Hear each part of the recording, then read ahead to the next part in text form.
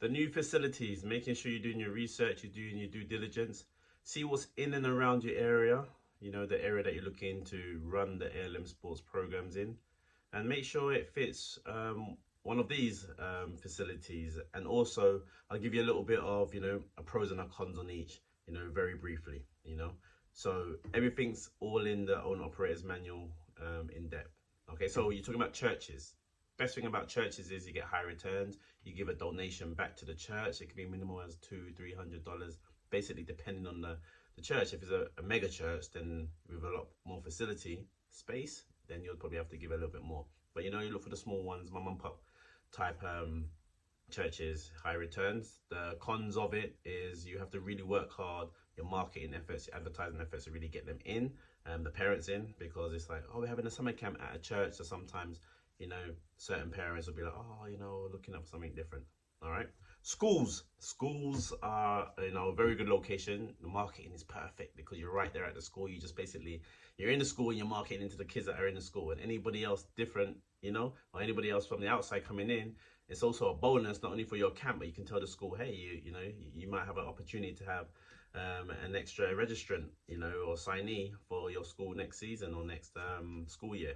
All right. So, the easy marketing, and if you get a good contract or a good agreement, or somebody in there, then it's ongoing and you really build up. All right.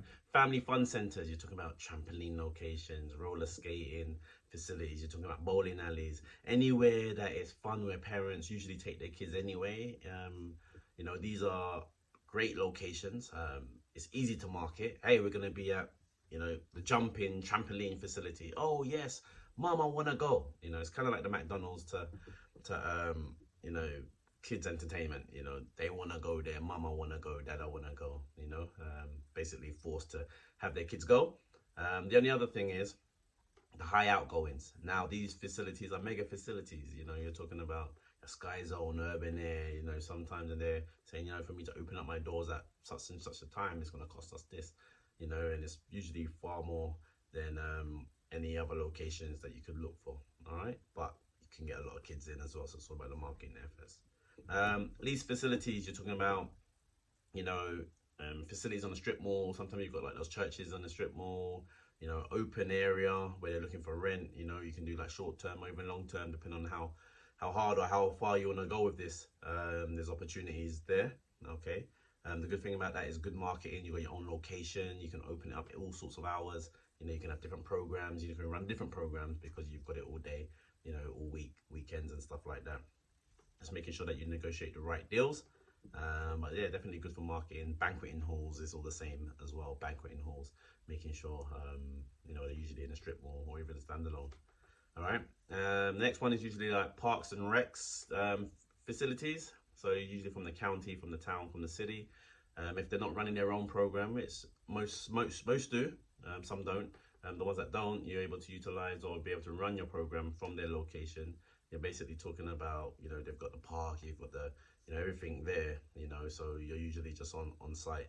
Usually come up with a 80-20 deal with the particular location facility, just depending on the agreement that you go with, making sure you get the right agreement. The last one, but not least, and then obviously there's many others that we can go with, but this is one of the new ones that we've kind of put into play, is usually the parks pavilions. These are good for our travel camps. Basically, it's easy to find because every park or, county parks or big parks have got like pavilion rentals, for birthday parties. So that's what you basically rent. You rent that, it's usually minimal for the week, and basically it's a travel camp. You have your parents drop the kids off there.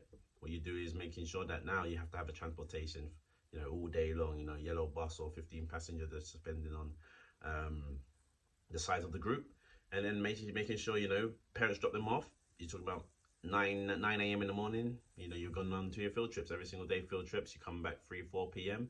You do sports because at a park, you jump on the swings and stuff like that until parents pick them up for 5-6 o'clock, just depending. All right.